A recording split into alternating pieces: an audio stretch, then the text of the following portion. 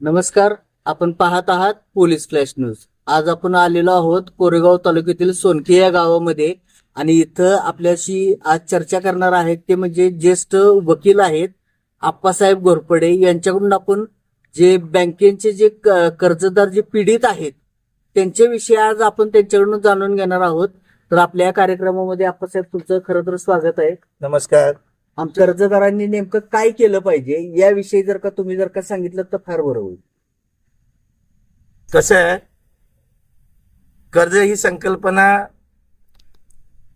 सुरुवातीच्या काळामध्ये जर तुम्ही पाहिलं असेल तर कर्ज ज्या गाडीला दिलं असेल, घराला दिलं असेल, तर त्याच्या बाहेर एक पाटी लावलेली असायची. तुम्हाला आठवत असेल, म्हणजे हे तुम्हाला 1970-80च्या दशकाच्या आसपासचं सांगतोय. आता त्या पाट्या गायब झाल्यात. काही काही गाड्यांवर, घरांवर किंवा प्रॉपर्टीवरती क्वचित त्या पाहायला मिळतात. त्या शब्दातच सर्व आलेलं आहे. त्याच्यावर तुम्ही वाचलं तर असं लिहिलेलं असायचं, महाराष्ट्र बँकेच्या सौजन्याने. बरोबर.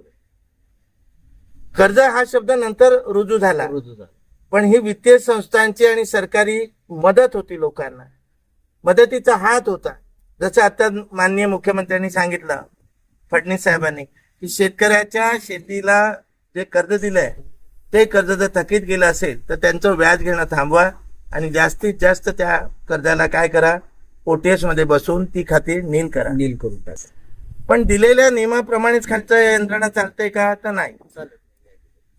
आज जो काही आपण देशभरातला कारभार पाहिला तर आपल्याला सर्व ठिकाणी कायदे सर्व असतानाही त्याची अंमलबजावणी करणाऱ्या अधिकाऱ्यांकडूनच अन्याय होतोय असं दिसतं. जसं आता नवीन झालेलं कॉक्रोच पार्टीचं आंदोलन, मुलांना जर व्यवस्थित अगोदरच येऊन त्यांनी भेटीगाठी केल्या असत्या तर आज ही वेळ आली नसती. आज तुम्ही काय करताय, एखादा विषय किती ताणताय, तुमच्याकडे यंत्रणा आहे म्हणून त्याचा वापर तुम्ही नेमका कशासाठी करताय? ही लोकशाही आहे. आज विरोधी पक्ष नेते पण काय म्हणतायत की डायलॉगने जो प्रश्न सुटतो तो लाठीचार्ज आणि पाणी मुलांवर मारून सुटणार नाही. त्यांच्या काही भावना आहेत, त्या भावनांना जेव्हा तुम्ही सरकारला जागा देत नाही तेव्हा अशा प्रकारचे प्रकार घडतात आणि त्या उद्रेकातून लॉ अँड ऑर्डरचे प्रश्न तयार होतात. असेच प्रश्न ह्या कर्जाच्या बाबतीत पण होतात. आता बँकांच्याकडनं जे कर्जदारांना विटीस धरलं जातं की बाबा तुमच्यावरती जप्ती येणार आहे किंवा तुम्हाला कर्ज भरलंच पाहिजे, अन्यथा तुमच्यावरती का वाईट प्रसंगी येतील, असं जे काही त्यांना धमकावलं जातं याविषयी तुम्ही काय सांगाल? त्याच्यावर पण रिझर्व्ह बँकेचे परफेक्ट आणि योग्य ते असे मार्गदर्शक तत्व घालून दिलेली आहेत. पार्लमेंटमध्ये अर्थमंत्री अनेक वेळा याचा उच्चार करत असतात, त्याच्या बातम्या तुम्ही लोक छापत असता. काय सांगतं सरकार की कोणालाही त्याचा अपमान न करता तुमच्या वसुलीच्या सर्व तंत्रांचा अवलंब करा. तुम्ही त्यांचा अपमान करू शकत नाही, त्यांची अवहेलना करू शकत नाही. कर्ज घेतलंय म्हणून तो गुन्हेगार नाही, त्यालाही सन्मानाने जगण्याचा अधिकार आहे आणि तो तुम्ही टिकवला पाहिजे. आजच पेपरमध्ये आलेल्या लोकमतमध्ये त्यात स्पष्ट दिलंय, लग्न समारंभ, एखादा विधी, एखादा मृत्यू झाला असेल, अशा ठिकाणी घरामध्ये काही कार्यक्रम सुरू असतील तर अशा वेळी वसुलीची प्रक्रिया काय केली पाहिजे, पण हे लोक उलट करतात. म्हणजे सरकारचा आणि रिझर्व्ह बँकेचा एकदम चांगला हेतू आहे. पण कर्जदारांनी मग कुणाकडे जायचं? मग कर्जदारांसाठी एकच मार्ग उरतो. काय उरतो? अनेक यंत्रणांच्या स्टेप्स ठेवलेल्या आहेत. जिल्हा पातळीवर कलेक्टरच्या अध्यक्षतेखाली कमिट्या ठेवलेल्या आहेत, त्यात बँकांचे प्रतिनिधी आहेत. फक्त दुर्भाग्य आज असंच आहे की कर्जदाराचा प्रतिनिधी कुठेही कमिटीवर नाहीये, कुठेच नाही. आज प्रशासकीय सगळ्या आदेशानुसारच त्यांच्यावरती जप्तीची कारवाई वगैरे केली. त्या करत असताना लोकशाहीचे जे काही नियम आहेत, समाजाचे काही नियम आहेत, ते नियम पाळून ते केलं पाहिजे. आजच्याच पेपरमध्ये स्पष्ट लिहिलंय की एखाद्याची मालमत्ता ताब्यात घेतो म्हणून जरी तुम्ही धमकी दिली तरी त्याच्यावर कारवाई होऊ शकते. पण कर्जदार हा प्रामाणिक आहे, त्याला माहिती आपण त्या बँकेकडनं कर्ज घेतलेलं आहे, आपल्याला ते परतफेड करायची आहे, परंतु काही वस्तुस्थिती अशा तयार होतात की त्यावेळेस त्याला ते कर्जाची परतफेड करणं शक्य होत नाही. मग अशा वेळेस काय करणार? मग कर्जदाराने काय करायचं? हे बघा, तुम्ही प्रत्येक बँकेचे अगदी छोट्यात छोट्या बँकेपासून पतसंस्थेपासून अगदी नॅशनलाइज बँकांपर्यंत प्रत्येकाची बॅलन्स शीट जर दरवर्षी तुम्ही वाचली तर तुम्हाला स्पष्ट त्याच्यामध्ये उल्लेख दिसेल की एनपीए बुडीत खाती, संशयित बुडीत खाती, वेगवेगळे शब्द वापरतात. फक्त त्याच्यात एकच लॅक्युना आहे किंवा त्रुटी आहे, ती म्हणजे त्या खात्यात किती लोकांची नावं तुम्ही घेतली ते तुम्ही सांगत. पण दरवर्षी तुम्ही 30 ते 40% त्याच्यामध्ये तरतूद करून ठेवतात. बरं. पार्लमेंटमध्ये गडकरींनी तर सांगितलं की आम्ही 75%चा इन्शुरन्स केला 1.5% भरून, आणि राहिलेल्यांना पण तो म्हणतोय की आम्ही 100% देतो. या सगळ्या गोष्टी वरच्या स्तरावरती होतात, खाली तर लोकांपर्यंत येतात कारण लोकांचं अज्ञान आहे. लोक स्वतःला प्लीड गिल्टी माइंडने दोषी समजतात. मी कर्ज काढलंय, मी गुन्हेगार आहे, मला ते भरावं लागेल, मी सह्या केलंय, माझी प्रॉपर्टी मॉर्गेज करून दिली आहे, आणि ती प्रॉपर्टी बँक घेण्याच्या मागे लागली की ते भितात. मग आता काही प्रकरण तर अशी आहेत की बाबा 5 लाखाचं कर्ज आहे आणि त्याची 40 लाखाच्या प्रॉपर्टीवरती त्याला मॉर्गेज केलेलं बरोबर आहे. मॉर्गेज होती ती त्यांनी बँकेनं ताब्यात घेतलेली. अशा वेळेस त्या कर्जदारांनी नेमकं काय करावं? त्या कर्जदाराला मार्ग आहेत. साध्या तक्रारी करा, संघटनांकडे जा, महिला सारख्या संघटनांना सांगा, तहसीलदार, कलेक्टर यांच्या समोर तुमची बाजू, सहकारी बँक असेल तर निबंधकाच्या कार्यालयाच्या बाहेर तुम्ही इंटरव्ह्यू घ्या, तिथे तो प्रश्न मांडा. शेवटी लोकशाही आहे, तुम्हाला तुमचा संघर्ष करावा लागेल. तुमच्यावर जर अन्याय होत असेल तर तुम्हाला त्या अन्यायाला वाचा फोडण्यासाठी जी काही लोकशाहीची ठेवलेली एक विशिष्ट अशी यंत्रणा आहे, मग त्यात सरकारची पहिली येते प्रशासकीय आणि दुसरी मग राजकीय, आणि मग त्यांच्या खाली काही छोट्या मोठ्या संघटना. अनेक लोक या क्षेत्रामध्ये काम करत असतात. रिटायर्ड झालेले बँकिंगचे अधिकारी आहेत, काही संघटना आहेत, त्यांच्यापर्यंत तुम्ही पोहोचलं पाहिजे.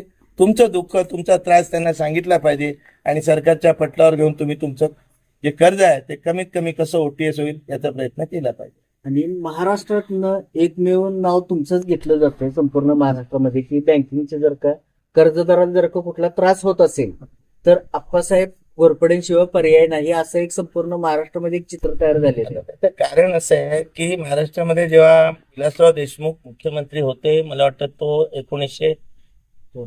2004 आणि 5 जेव्हा ओला आणि लगेचच सुका, तर मला वाटतं सुका पहिला आणि नंतर पहिला सुका दुष्काळ आला महाराष्ट्रामध्ये आणि नंतर ओला. दोन्ही स्थितीत ह्या महाराष्ट्रातला शेतकरी पूर्ण भरडला गेला, असंख्य आत्महत्या व्हायला लागल्या. त्यावेळेला तुमच्यासारख्याच पत्रकारांनी नामदार विलासराव देशमुखांना विचारलं की शेतकरी जो आत्महत्या करतो याबद्दल सरकारचं काय म्हणणं आहे. तर मला आजही आठवतं, मी एक काँग्रेसचा कार्यकर्ता आहे म्हणून नाही, पण मला आमच्या नेत्यांबद्दल अभिमान आहे. त्यावेळेला त्यांनी सांगितलं की शेतकरी जी आत्महत्या करतो याबद्दल सरकार पूर्णपणे जाणीव येत आहे. त्यासाठी असंख्य कायदे आम्ही केलेले, त्याची अंमलबजावणी करण्याची जबाबदारी सरकारच्या बरोबर समाजामध्ये काम करणाऱ्या असंख्य ज्या संघटना आहेत, कार्यकर्ते आहेत, पक्ष आहेत राजकीय, या लोकांनी या विषयाला लावून धरलं पाहिजे. तेव्हा त्या शेतकऱ्याची जी मानसिकता आहे आत्महत्या करण्याची, त्यातून तो बाहेर येईल. त्याला अनुसरून मग आम्ही संघटना काढल्या. महाराष्ट्र कर्जदार जामीनदार हक्क बचाव संघर्ष समिती काढली. त्याच्या माध्यमातून अनेक दलित चळवळीतले कार्यकर्ते असतील, मी नावं घेत नाही, भरपूर लोक याच्यामध्ये काम करतात. मग त्यांच्या माध्यमातून आपण सातारमध्ये अनेक आंदोलनं केली. मुंबईसारख्या ठिकाणी सर्वात मोठी बँक जी आहे ICC आहे, त्या बँकेवर आपण आंदोलन करून दाखवून दिलं की लोकशाही मार्गाने गेल्यावर त्याचा परिणाम किती होतो आणि त्यातून कर्जदाराला आपण काय काय देऊ शकतो. आणि एक भाजप सरकारने एक मोठा गाजावाजा करत एक युवकांच्यासाठी एक मुद्रा लोन म्हणून एक योजना आणलेली होती. तर आप्पासाहेब, तुमच्या भाषेत तुम्ही सांगा की हे मुद्रा लोन खरंच त्या लोकांना मिळालं का?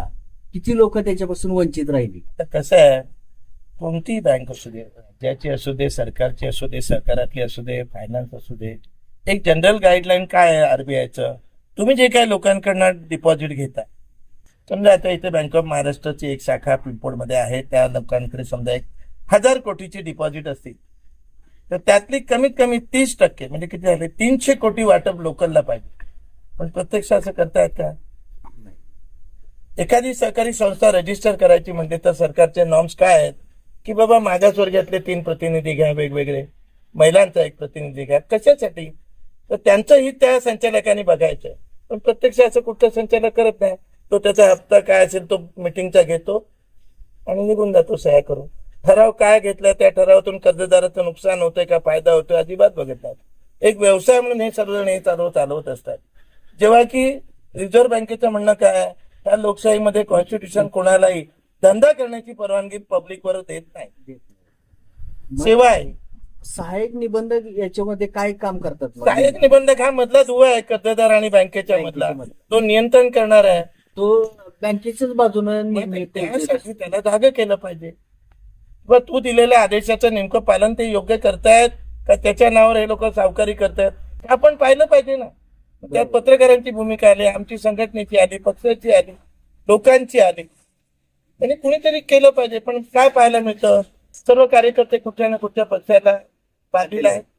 त्यांच्यात पतसंस्था, बँका आहेत, काही मोठ्या लोकांच्या फायनान्स कंपन्या आहेत. राजकीय पुढाऱ्यांचे हे सर्व वर्चस्व. परत हा फिरून सर्व एक असा विशिष्ट कोण मारत आहे, त्याला संघर्षाशिवाय दुसरा मार्ग नाही. म्हणजे सामान्य कर्जदार जो आता पीडित आहे, त्या पीडित कर्जदाराला आप्पासाहेबांच्याकडनं काहीतरी अपेक्षा आहे, तर तुम्ही त्याला काय सांगू शकाल?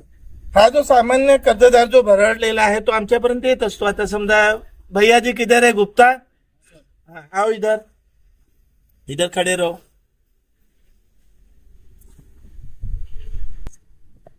इधर आइए, मेरे बाजू में खड़े.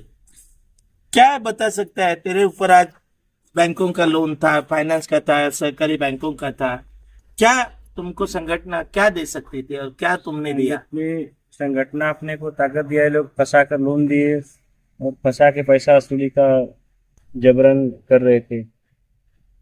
जब से फिर तुमने तकरार, कंप्लेंट जब कोर्ट से कचेरी मैं- किया, तब से तेरे पे अत्याचार हो रहा है की नाही? नहीं हो रहा है अभी. ही पावती आहे. आता ही काय आपण शिकवलेली माणसं नाही, ही तळागाळातली एकदम. म्हणजे क्या धंदा आहे आपका? स्क्रेपचे धंदा आहे. भंगारवाला आहे हा.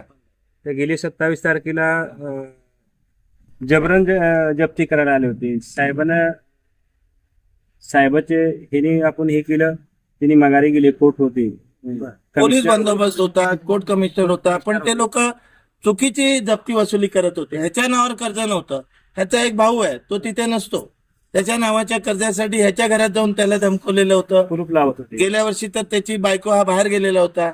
मग ह्याच्या माघारी त्यांनी बायकोच्याकडनं 40,000 रुपये त्या बाईने दागिने विकून भरले. म्हणजे एवढी दहशत करतात. पण मग हाला तसं ते माहीत पडलं, माहित पडलं. महाराज संघटनेच्या माध्यमातून जसं लढायला लागला, आता त्याला न्याय मिळतोय.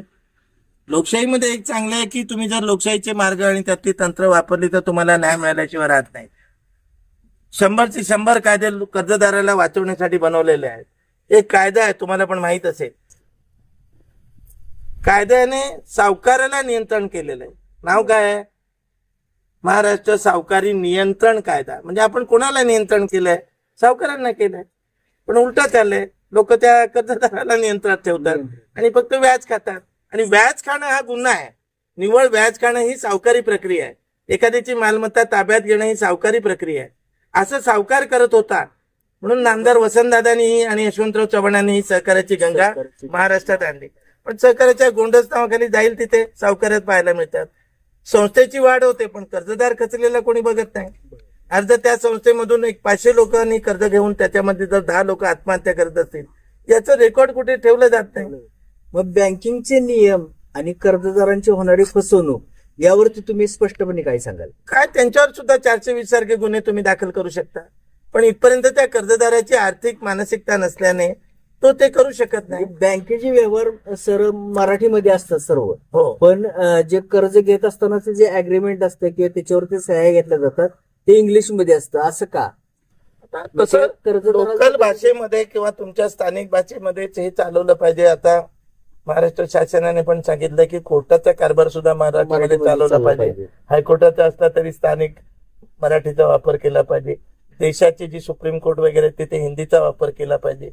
मग कित्येक वकील आपण भांडताना पाहतो हिंदीमध्ये सुप्रीम कोर्टात, मग तिथे सुद्धा कित्येकदा न्यायालयाकडून त्याचा अपमान केला जातो.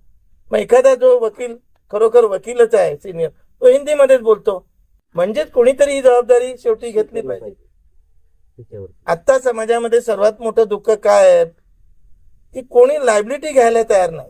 जनजागृती पण तेवढी होत नाही. होत. म्हणजे एखादा आपल्याला स्वतःलाच गिल्टी समजतोय. बस जो कर्जदार आहे तो स्वतःला गिल्टी गिल्टी माइंड आहे तो. आणि त्याला त्यातून बाहेर काढण्याची नैतिक जबाबदारी तुमची, माझी आणि जे कोणी असतील, जे विलासराव देशमुखांनी सांगितलं तीच भाषा. ही लोकशाहीच्या मार्गाने त्यांना न्याय देणं आपलं काम आहे. जसं आता समजा मी इथे एक बोर्ड लावलाय आणि माझा फोटो लावलाय, खाली अनुच्छेद 46 भारतीय संविधान लिहिले, त्यातच मी ते दाखवलेलं आहे की सर्व जबाबदारी राज्याची आहे. मग ते राज्य म्हणजे गव्हर्नमेंट, ते जर पार पाडत नसेल तर आम्ही पार पाडू. पण ठीक आहे, केसेस होतात. आता तो त्रास घ्यायचा कोणी? कार्यकर्ते आता मिळत नाहीत. संघर्ष करायची मानसिकता लोकांची जमा झाली. रोजच्या पोटा पाण्याच्या प्रश्नामध्ये कुटुंब अडकलेली आहेत. शेतकरी असो, नोकरदार असो, मजूर असो, सर्वांची ती अवस्था आहे. आणि या सगळ्या भानगडींमध्ये कर्जदार तर खूपच पिचलेला आहे. या सर्वांचा फायदा ह्या लोकांना मिळतो. तुम्ही खचलेल्या मनाने असल्यामुळे तुमचा आवाज तुमचा दबलेला आहे, तुम्ही स्वतःला गुन्हेगार समजायला लागल्या, तर फायदा त्यांना आहे. त्यांना तो जर तुम्ही लोकशाहीचा गाभा समजला तर तुमच्या सन्मानाला त्याने जरी धक्का लावला तर तुम्हाला तक्रार करता येते. ती पोलिसांनी घेतली नाही तर संघटनेकडे जावा, संघटनेने नाही घेतली तर कोर्टाकडे जावा, तुम्हाला न्याय मिळणार ना. सर्वच जण नालायक आहेत असं आपण म्हणू शकत नाही. काही लोक वाईट असतील पण काही चांगली लोक आहेत म्हणून राज्य चाललंय. बरोबर आहे. आज एवढा मोठा पक्ष निवडून आलेला आहे, सर्वात मेजॉरिटीतला मोठा पक्ष आहे. आजपर्यंतचा पक्ष आहे. पण जनता काय करू शकते? या देशातला तरुण जेव्हा रस्त्यावर येतो तेव्हा काय होऊ शकतं कॉंग्रेस जनता पार्टीनं आता दाखवून दिलेलं आहे. जंतर-मंतरवरती दाखवून दाखवून दिलेलं आहे. याच्या आधी अनेक आंदोलनं झाली, इथून पुढेही होत राहतील. तुमचं बळ आहे म्हणून तुम्हाला बळ वापरून लोकांना, शेवटी आपण ब्रिटिश नाहीये, आपण निवडून दिलेल्या सरकारचे निर्णय ते लोकांसारखे असतील तरच तुम्हाला पुढच्या निवडणुकांमध्ये लोक निवडून देणार आहेत. बरोबर आहे. नाहीतर पक्षाची वार्ता तुम्ही पाहिले, एवढा मोठा काँग्रेससारखा आमचा पक्ष सुद्धा अडचणीमध्ये आला. आता पुन्हा लोकांचा त्याचा विश्वास यायला लागलाय. भविष्यात होऊ शकतं काँग्रेस पुन्हा सत्तेत दिमागदारपणे येईल. आज विरोधी पक्ष नेता म्हणून देशाची सूत्र आमच्या हातात आहेतच. आमचे नेते नामदार राहुल गांधी आज ते चालवत आहेत व्यवस्थित. सभागृहामध्ये ते प्रश्न मांडतायत, सभागृहाच्या बाहेर मांडतायत, आंदोलनं करतायत. सेम प्रकार छोट्या मोठ्या संघटनांनी आपल्या पाठीवर. ठीक आहे, आज आम्ही सेवानिवृत्त म्हणत नाही, पण आम्ही जिथे पण आहोत तिथून आम्ही हे काम लोकांना जागरूकता करण्याचं करत आहोत. इथून पुढे जोपर्यंत आमच्यात आहे मानसिकता तोपर्यंत आम्ही हे करत राहणार. फक्त जाता जाता आप्पासाहेब आमच्या दर्शकांना एवढं सांगा की लोकांनी काय केलं पाहिजे, जे कर्जदार आहेत या कर्जदारांनी नेमकं कोणतं पाऊल उचललं पाहिजे किंवा काय करायला हवं, एवढं फक्त.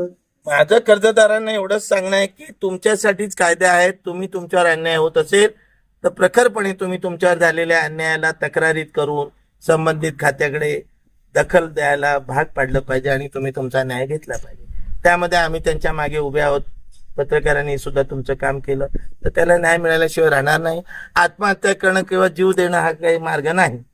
आज कुत्री मांजरं जनावरं वाचवण्यासाठी पण मनका गांधीने संघटना काढली. आज ही माणसं आहेत, त्या माणसांना जगवण्यासाठी आपण त्यांची हतबलता काढून टाकण्यासाठी, त्यांची शोषण व्यवस्थेतून मुक्तता करण्यासाठी, आर्थिक वेठबिगारीतून त्यांना सोडवण्यासाठी आम्ही काम केलं पाहिजे. निश्चितच हे होते आप्पासाहेब, यांच्याकडून आपण त्यांचे प्रखर मत आपण जाणून घेतलेलं आहे. आणि जे कर्जदार आहेत त्या कर्जदारांना सुद्धा एक आव्हान आहे की त्यांनी आत्महत्येसारखा मार्ग न निवडता त्यांनी संघर्ष करायला हवा. त्यांनी संबंधित व्यवस्थेकडे तक्रार करणे गरजेचे आहे. हेच आज आजच्या मुलाखतीतून स्पष्ट होते. धन्यवाद.